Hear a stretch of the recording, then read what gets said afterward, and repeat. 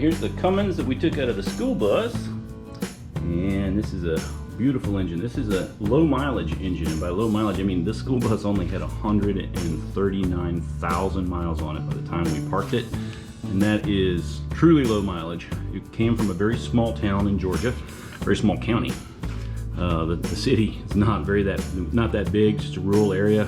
So the school bus didn't have a whole lot of traveling range. Its route was very small, in fact. And I bought it on an auction and got the school bus specifically for this engine. So this is actually an industrial model.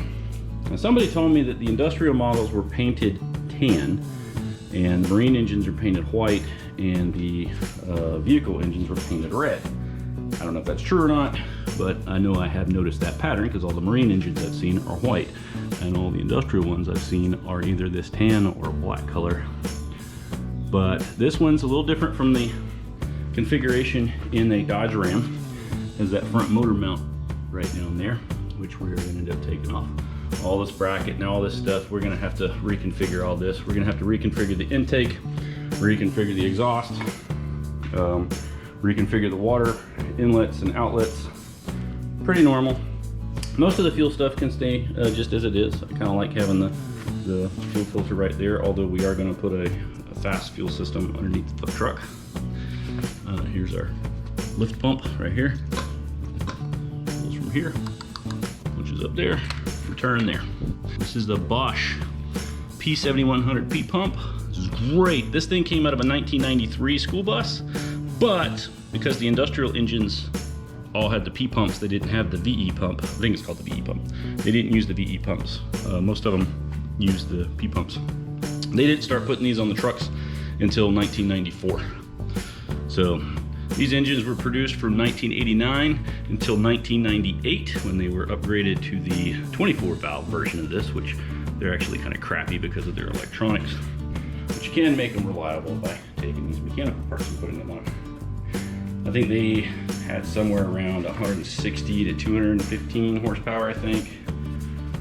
I believe so. They had about 440 foot-pounds of torque, I believe. Big stout block. Yeah, look at that. That's nice. No leaks, no nothing.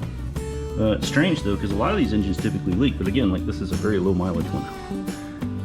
All the fuel rails and everything are going to come off. They'll get masked up. All the injectors will be replaced. Covers will come off. They'll get blasted and painted.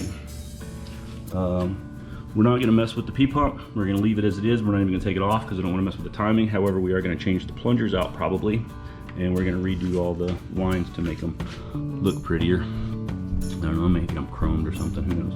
This is a unique one because it was had air brakes, so it has a air compressor right there, onboard air, which is awesome. So the only provision we're gonna have to make is for air conditioning. School buses don't have air conditioning. So we're gonna have to figure something out, another bracket or something over here, or maybe on that side. I'm not sure how we're gonna do that. Tensioner. There's a serpentine belt at least, which is good. I don't know if they had the serpentines in 1989. So there it is, a walkthrough of my Cummins 12 valve 6BT that will be going in our square body Chevy. I'll give you guys a walk around of that some other time. See you next time. Thanks for watching. If you like it, like the video, add a comment, and be sure to subscribe.